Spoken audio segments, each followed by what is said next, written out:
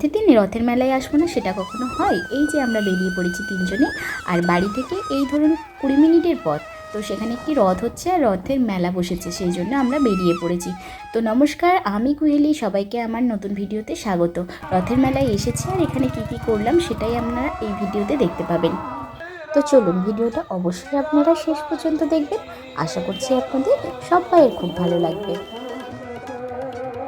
তো আমরা মাঠের এক সাইডে বাইকটা রেখে একটু হেঁটে এসে রথের দিকে যাচ্ছি। তো সাইডে অনেকই দোকান বসেছে। যেহেতু প্রচণ্ড পরিমাণে বৃষ্টি হচ্ছিল, এই আমরা ধরুন 4:45 নাগাদ বিকাল বেরিয়েছিলাম বৃষ্টিটা থামতে। ছেলে যেহেতু ছুটি ছিল আর ছেলের দৌলতেই ছেলে রথ দেখতে আসবে বলে প্রচণ্ড বায়না করছিল। ও আগের বারেও এসেছিল আর আমি এখানে প্রথমবার এলাম রথ দেখতে। ছেলে রথ দেখতে আসার উদ্দেশ্য হচ্ছে রথে বসবে। আর এইদিকে দেখুন বাচ্চাদের একটা রথ এখানে এনেছিল, সাজিয়েছিল। তো বাবুকে বলছিলাম যে এই রথটা টানতে। এই দেখুন বাচ্চারা সবাই রথটা টানছে। বাবুকে বলছি যে দড়িটা টানতে, ও কিন্তু ধরছে না, ও ধরবে না বলছে। তো আমরা একটু দেরিতে বেরিয়েছি, ভেবেছিলাম যে রথ হয়তো টানা হয়ে গেছে। যাই হোক, বৃষ্টির কারণে এখনও পর্যন্ত টানা হয়নি।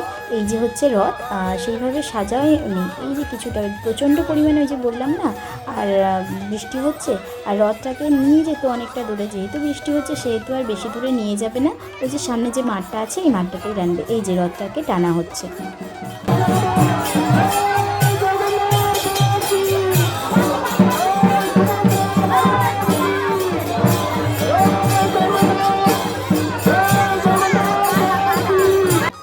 এই যে ছেলেকে রথের মধ্যে বসানো হয়েছে আর আরও বাচ্চাদের সবাইকে বসাচ্ছে। তো ওখান থেকে মাঠটায় নেমে নামিয়ে নেওয়া হয়েছিল রথটা, এখনও সেইভাবে পুরোটা টানেনি। তো প্রচণ্ড কাদা হয়ে গেছে দেখুন। ওই যে বললাম প্রচণ্ড বৃষ্টি হয়েছে, তবে এখন কিন্তু মানুষজন প্রচুর পরিমাণে আসছে, বৃষ্টিটা থেমেছে না। এই যে রথটাকে টানছে। যাই হোক, অনেক মানুষজন ধরেছে রথের দড়ি। আর দেখুন এই সামনের মাঠটাতে, পুরো মাঠটাতে ঘোরাচ্ছে।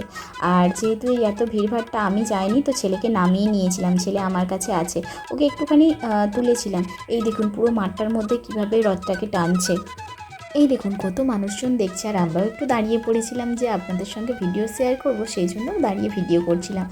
আর ছেলের মনটা একটু খারাপ হয়ে গেছে, কেননা কি ও রথের মধ্যে বসে এইভাবে ঘুরতে পারছে না, এই জন্য। প্রচণ্ড কাদা হয়েছিল, দেখতেই তো পাচ্ছেন, দেখুন এত কাদা হয়েছিল। আর এই দেখুন কত মানুষজন রথের দড়িটাকে ধরেছে। কি বলুন তো, এই বাড়ির কাছাকাছি এই একটাই মাত্র রথ হয়, সেই জন্য মানুষজনের এত ভিড়। আর বৃষ্টিটাও থেমে গেছে না। আর দেখুন কীরকম মাঠের মাঝখানটা মানে দাগ হয়ে গেছে, মানে ওই চাকাটা না বসে যাচ্ছিল। যাই হোক, আমরা ওখান থেকে চলে এসেছি। আর চারিদিকে কত দোকান বসেছে দেখুন। আর এই যে খেলনার দোকানেও বসেছে। আর এইদিকে দেখুন ছেলের মুখটা একটাও সাড়া করেনি। ওকে বলছিলাম চলো বাবু এবার কিছু খাবো। এই দেখুন যত মানে সন্ধে হয়ে আসছে তত মানুষের ভিড় হচ্ছে। আর এই দেখুন এখনও পর্যন্ত রথটাকে টানছে। তো এই যে সামনে বেশ কয়েকটা ফুচকার দোকান বসেছে, তো আমরা ফুচকা খাবো চলে এসেছি। আমি খাবো না, তো ছেলেকে বললাম তুমি খাও। আর এই যে এই ফুচকাটাই আমরা খাবো। রথের মেলায় গেছি, ফুচকা তো খেতেই হবে। তো ওর বাবা আগে প্রথমে একটা টেস্ট করে দেখলো, তো সেরকমভাবে ফুচকাটা মানে টেস্টি নয়। যাই হোক, ছেলে অনেকক্ষণ থেকে বলছিল আমরা খাচ্ছি তুমি একটা খাও না। তো ছেলের আবদারেই আমি একটা শুকনো ফুচকা খেলাম মাত্র। আর তারপরে ওখান থেকে বেরিয়ে চলে এসেছি। আর আসার পরে রাস্তার মাঝখানে অন্য একটা রথ দেখতে পেলাম। যাই হোক, আমাদের সৌভাগ্য হয়েছিল যে আমরা জগন্নাথ দেবের প্রসাদ পেয়েছি। তো এখানে প্রসাদ দিচ্ছিল। আর ছেলেকেও বললাম, আমরা গাড়ি থেকে নেমে, তো ছেলেকে বললাম চলো একটু প্রসাদ খাই। তো চিড়ে প্রসাদ হয়েছিল, তো আমরাও সবাই খাচ্ছিলাম, ছেলেও খাচ্ছিল। ওখান থেকে চিড়ে প্রসাদ খেয়ে আমরা চলে এলাম চাউমিনের দোকানে। ছেলে বায়না করেছিল একটা চাউমিন খাবে, তো ওখানে অপেক্ষা করছি, চাউমিন রেডি হচ্ছে। এটা রেডি হোক। আর আমরা রথের মেলায় এসেছি, জিলিপি কিনবো না তা কখনো হয়? এই যে আমরা এখানে ওয়েট করছি। আর প্রচণ্ড পরিমাণে দেখুন জিলিপির দোকানটা ভিড় হয়েছে। যাই হোক, আর বেশি বড় করছি না, ভিডিওটা এখানেই শেষ করছি। যদি ভালো লাগে অবশ্যই লাইক কমেন্ট শেয়ার করে পাশে থাকবেন। দেখা হচ্ছে অন্য ভিডিওতে। এই যে জিলিপি কিনে আমরা বাড়ি চলে এলাম।